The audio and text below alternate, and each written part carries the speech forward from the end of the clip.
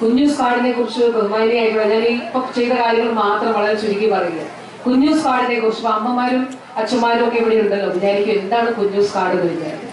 ഇപ്പൊ അങ്കണവാടികളിലേക്ക് നമ്മുടെ കുഞ്ഞ് എത്തപ്പെടുമ്പോൾ നമ്മുടെ കുഞ്ഞിന്റെ പ്രായത്തിന് അനുസൃതമായിട്ടുള്ള സ്കിൽസ്, ഇപ്പൊ അവരുടെ അല്ലെങ്കിൽ അവരുടെ ശാരീരിക വളർച്ച കഴിവുകൾ അവർക്കുണ്ടോ എന്നുള്ളത് പരിശോധിക്കുന്നതിനുള്ള ഒരു ഉപാധി കൂടിയാണ്.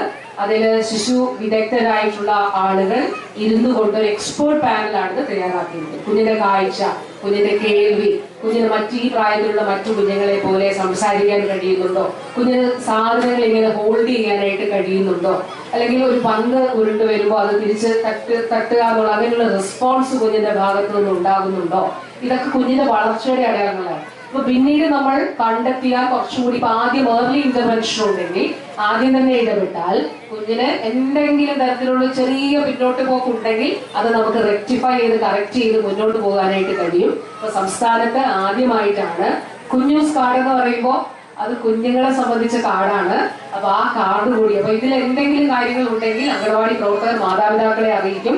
മാതാപിതാക്കൾക്ക് ഡോക്ടേഴ്സിനെ കാണണമെങ്കിൽ കാണാം, അല്ലെങ്കിൽ ആശമാരെയൊക്കെ അറിയിച്ചു നമ്മുടെ മെഡിക്കൽ സെന്ററുമായിട്ടൊക്കെ ബന്ധപ്പെട്ടിട്ടുള്ള കാര്യങ്ങൾ ചെയ്യാനായിട്ട് കഴിയും. അപ്പോ അതുകൂടാതെ ഇപ്പോൾ നമ്മൾ കണ്ട ഒരു കാര്യം മെനുവിന്റെ കാര്യമാണ് ബഹുമാനിയായിട്ടുള്ള ഡയറക്ടർ പറഞ്ഞു. അസോദിൽ ഇത് ഒരു അംഗനവാടിയിലെ ഒരു കുഞ്ഞ് ശംഖു, അവന്റെ ഒരു വീഡിയോ വളരെ വൈറലായിരുന്നു. അവന് ബൃന്ദാണിയും കോഴിക്കാലും വേണമെന്നാണ്, കോഴി ചിക്കൻ ഫ്രൈയും വേണമെന്നാണ് ആ മോൻ ആവശ്യപ്പെട്ടത്. ഭയങ്കര വൈറലായിരുന്നു. അതിന് ശേഷം അവന്റെ അംഗനവാടി തന്നെ ആ മോന് കൊടുത്തു. ഒരുപാട് അംഗനവാടികളിൽ കുഞ്ഞുങ്ങൾക്ക് ഇത് കൊടുക്കുകയുണ്ട്. അപ്പൊ അവൻ അമ്മയോട് പറഞ്ഞു, എനിക്ക് ഉപ്പുമാവ് വേണ്ട, എനിക്ക് ഉപ്പുമാവിന് പകരം എനിക്ക് ബൃന്ദാണി തന്നാൽ മതി എന്ന് ശംഖു പറഞ്ഞു. അപ്പൊ നമ്മൾ ആലോചിച്ചു ഇത് എങ്ങനെയാ ചെയ്യാൻ പറ്റുന്നത്. അപ്പൊ നമ്മൾ മുട്ട കൊടുക്കുന്നുണ്ട് അങ്കണവാടികൾ. ഞാൻ പറഞ്ഞല്ലോ ആഴ്ച 2 ദിവസം മുട്ടയായിരുന്നു, അത് നമ്മളിപ്പോ 3 ദിവസം മുട്ടയാക്കിയിട്ടുണ്ട്. അപ്പൊ നമുക്കൊരു മാംസാഹാരത്തിലേക്ക് കൊച്ചു കുഞ്ഞുങ്ങളായതുകൊണ്ട് പോകാൻ നമ്മുടെ അംഗനവാടി പ്രവർത്തകർക്ക് ബുദ്ധിമുട്ടാകും. അതുകൊണ്ട് ഈ മുട്ട ഉപയോഗിച്ചിട്ടുള്ള ഒരു മുട്ട ബിരിയാണി നമ്മൾ ഇതിൽ ഉൾപ്പെടുത്തിയിട്ടുണ്ട്.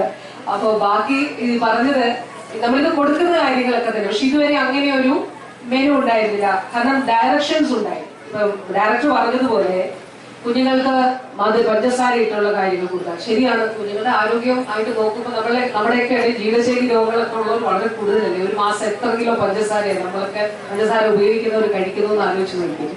അപ്പൊ ഇതൊരു രോഗത്തിന് കാരണമാണ്. അപ്പോൾ ശർക്കര ഉപയോഗിക്കണം, അത് ഇത്ര അളവിലാണ് ഉപയോഗിക്കേണ്ടത്. അതോടൊപ്പം ഒരുപാട് ഫാറ്റ് ഉള്ള കാര്യങ്ങൾ ഉപയോഗിക്കാൻ പാടില്ല. അതുപോലെ ഈ ജങ്ക് ഫുഡ് ഒന്നും ഉപയോഗിക്കാനായിട്ട് പാടില്ല. നമ്മുടെ അടുത്തുള്ള ഇലക്കറികളോ ചെറുപയറോ അങ്ങനെയൊക്കെയുള്ള കാര്യങ്ങൾ നമ്മൾ ഉപയോഗിച്ച് കുഞ്ഞുങ്ങൾക്ക് പോഷക സമൃദ്ധമായിട്ടുള്ള പോഷകം ഉറപ്പാക്കിക്കൊണ്ടുള്ള ഒരു കാര്യം നമ്മളെല്ലാവരും കൊടുക്കുന്നതാണ്.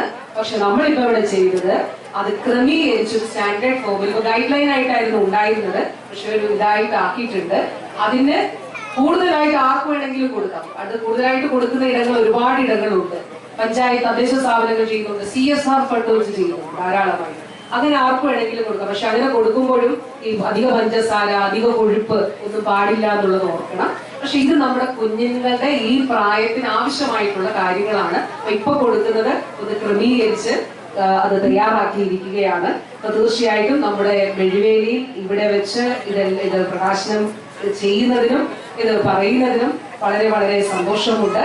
അതോടൊപ്പം തന്നെ ഒരു കാര്യമുണ്ട്, ഈ ചില കാര്യങ്ങളൊന്നും നല്ല കാര്യങ്ങൾ ആരും പറയുന്നില്ലോ. നമ്മുടെ വകുപ്പിനെ സംബന്ധിച്ച് ഈ കാലഘട്ടത്തിൽ ഒട്ടേറെ കാര്യങ്ങൾ ഇപ്പൊ ദേശീയ തലത്തിൽ ഉദാഹരണം പറഞ്ഞാൽ ബഹുമാനപ്പെട്ട സുപ്രീം കോടതി നമ്മുടെ ഡയറക്ടറെ ഉൾപ്പെടെ അവിടേക്ക് ഡൽഹിയിലേക്ക് വിളിച്ചുകൊണ്ട് പ്രിൻസിപ്പൽ സെക്രട്ടറി ഡയറക്ടറും ഒക്കെ പോയി നമ്മുടെ ചില പദ്ധതികൾ കാവൽ പ്ലസ് എന്നൊക്കെ പറഞ്ഞിട്ടുള്ള നമ്മുടെ പദ്ധതികൾ അവിടെ അവതരിപ്പിച്ചു. സുപ്രീം കോടതിയുടെ ജഡ്ജിമാരുടെ മുൻപാകെ അവർ വിളിച്ചു വരുത്തി പ്രസംഗിപ്പിച്ചിട്ട് പറഞ്ഞു, അതായത് ഇങ്ങനെ പ്രത്യേകമായിട്ടുള്ള കെയറും ശ്രദ്ധയൊക്കെ ആവശ്യമുള്ള കുഞ്ഞുങ്ങളുടെ ഒരു പരിചരണവും പുനരധിവാസവും ഒക്കെ അതിന്റെ ഭാഗമായിട്ട് വരുന്നതാണ്.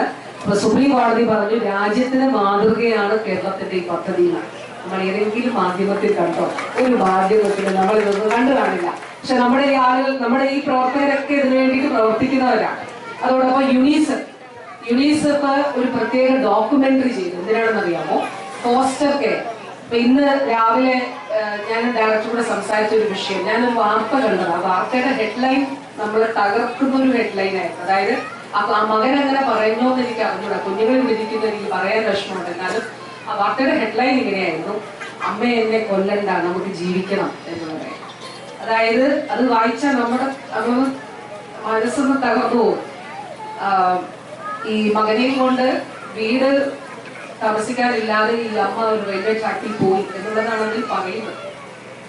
അപ്പൊ നമ്മൾ ഇപ്പൊ തീരുമാനിച്ചിട്ടുള്ളത് ആ അമ്മയും കുഞ്ഞിനും വൺ സ്റ്റോപ്പ് സെന്ററിൽ നമ്മൾ പുനരധിവസിപ്പിക്കും. കോൺടാക്ട് ചെയ്യാനായിട്ട് കളക്ടർ കൂടിയായിരുന്നു അല്ലേ, കളക്ടർ ആയിരുന്നു. അപ്പോ അവിടെ പുനരധിവസിപ്പിക്കും. ഇനി മകന് നമ്മൾ സപ്പോർട്ട് കൊടുക്കും, സ്പോൺസർഷിപ്പ് കൊടുക്കാം. അപ്പൊ ജീവിതത്തിൽ തളർന്നു പോകണ്ട, ജീവിതത്തിൽ തളർന്നു പോകാനായിട്ട് പാടില്ല, ഒരാളും തളർന്നു പോകരുത്. അത് തീർച്ചയായിട്ടും അതിനു വേണ്ടിയിട്ട് പ്രവർത്തിക്കുന്ന ഒരു വിഭാഗമാണ്, അതിന് ചുറ്റുമാണ് നമ്മൾ ഉള്ളത്. വാക്കുകൾ ദീർഘിപ്പിക്കുന്നില്ല.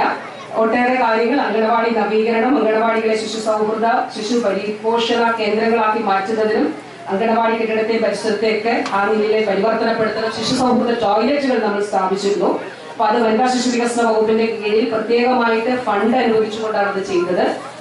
അതുകൂടാതെ വകുപ്പ് ചെയ്യുന്ന മറ്റൊരു കാര്യമാണ് നമ്മുടെ തൊഴിലിടങ്ങളിൽ ക്രഷുകൾ സ്ഥാപിക്കും. നമുക്ക് ജോലിയുണ്ട്, ഇപ്പൊ വിവാഹം കഴിഞ്ഞ് കുഞ്ഞായി, പക്ഷെ ജോലിക്ക് പോകണം, കുഞ്ഞിനെ നമ്മൾ ആരും നോക്കാനില്ല, എന്ത് ചെയ്യും? തൊഴിലിടത്തിൽ ഒരു ക്രഷ് ഉണ്ടാകണം എന്നുള്ളതാണ്. അപ്പൊ അതിനുവേണ്ടി 2 ലക്ഷം രൂപ വകുപ്പ് കൊടുക്കുന്നുണ്ട്. ഇപ്പൊ PSC ഉൾപ്പെടെ തിരുവനന്തപുരത്ത് PSC സെക്രട്ടേറിയറ്റിലൊക്കെ നമ്മൾ ഈ ക്രഷുകൾ സ്ഥാപിച്ചിട്ടുണ്ട്. ഇപ്പോ 10-25 ക്രഷുകളുടെ നിർമ്മാണം നടക്കുന്നുണ്ട്. അപ്പൊ അത് തൊഴിൽ മേഖലയിലെ സ്ത്രീ പങ്കാളിത്തം വർദ്ധിപ്പിക്കുന്നതിനുള്ളൊരു കാര്യമാണ്. പിന്നെ നമ്മൾ വനിതാ ഹോസ്റ്റലുണ്ട്. പത്തനംതിട്ടയിൽ ഒരു വനിതാ ഹോസ്റ്റൽ ഈ കാലഘട്ടത്തിൽ തുടങ്ങിയിരുന്നു, 2 വർഷമായി. അവിടെ നിങ്ങൾ ആരെങ്കിലും പോയിട്ടുണ്ടെങ്കിൽ അത് കാണാൻ കഴിയും. അതിനോട് ചേർന്നൊരു ക്രഷുമുണ്ട്. അതായത് അമ്മ ജോലിക്ക് പോകുമ്പോ കുഞ്ഞിനെ കൂടെ ദൂര സ്ഥലത്തു നിന്ന് ഹോസ്റ്റലിൽ താമസിക്കുവാണെങ്കിൽ ഈ കുഞ്ഞിനെ കൂടെ താമസിപ്പിക്കാം. ജോലി കഴിഞ്ഞ് തിരിച്ചു വരുമ്പോൾ കുഞ്ഞിനെ കൊണ്ട് മുറിയിലേക്ക് പോകാം. വനിതാ വികസന കോർപ്പറേഷന്റെ ഹോസ്റ്റലുകളാണ് നമ്മുടെ സംസ്ഥാനം മുഴുവൻ ഇത് സ്ഥാപിച്ചു വരികയാണ്. ഇങ്ങനെ ഒട്ടേറെ കാര്യങ്ങൾ, അതുപോലെ സൈക്കോ സോഷ്യൽ സർവീസ് പദ്ധതി, 1000 പരിപാടി. നമ്മൾ അമ്മയുടെ ഉദരത്തിൽ കുഞ്ഞ് ജനിക്കുന്ന സമയം മുതൽ 1000 ദിവസത്തേക്കുള്ള പരിപാടിയാണ് വനിതാ ശിശു വികസന വകുപ്പ് അംഗനവാടികൾ വഴി നടത്തുന്നത്. ഞാൻ വാക്കുകൾ ദീർഘിപ്പിക്കുന്നില്ല. എല്ലാവർക്കും നന്മ വരട്ടെ.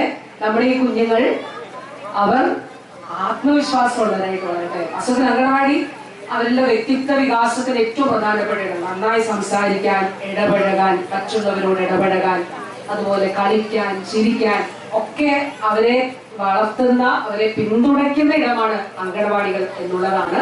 തീർച്ചയായിട്ടും ആ നിലയിൽ നമ്മുടെ എല്ലാ കുഞ്ഞുമക്കളും ആ നിലയിലാകട്ടെ. ഈ പരിപാടി, സംസ്ഥാനതല പരിപാടി ഇവിടെ സംഘടിപ്പിക്കുമ്പോൾ പത്തനംതിട്ടയിൽ എന്നുള്ളത് തീരുമാനിച്ചു. അതില് മെഴുവനെ എന്നുള്ളത് എനിക്കൊരു സംശയമില്ലാതെ പദ്ധതി ഞാൻ ഇവിടേക്ക് സജസ്റ്റ് ചെയ്തപ്പോൾ ഞാൻ പറഞ്ഞു മെഴുവേലി ആകട്ടെ എന്ന് ചോദിച്ചപ്പോൾ ഞാൻ പറഞ്ഞു ഉറപ്പായിട്ടും മെഴുവേലിയാണ് എന്ന് പറഞ്ഞു. അപ്പൊ ബഹുമാനപ്പെട്ട മുൻ MLA ശ്രീ KCR അദ്ദേഹമാണ് ഇതിന്റെ ചെയർമാൻ.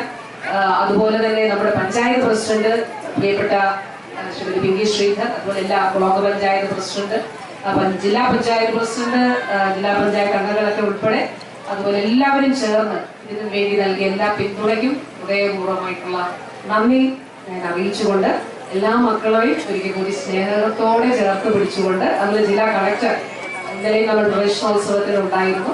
സെൻസിറ്റീവായിട്ട് ഇടപെടുക എന്നുള്ളതാണ് ഏറ്റവും പ്രധാനം. അതിന് നല്ല ഉദാഹരണങ്ങളാണ് നമ്മുടെ ഡയറക്ടറും കളക്ടറും ഒക്കെ തന്നെ. അപ്പൊ എല്ലാവരുടെ അനുവാദത്തോടെ സംസ്ഥാനതല അംഗനവാടി പ്രവേശനോത്സവം ഉദ്ഘാടനം ചെയ്യുന്നതായി അറിയിച്ചുകൊള്ളുന്നു. നന്ദി. നമ്മുടെ അംഗനവാടി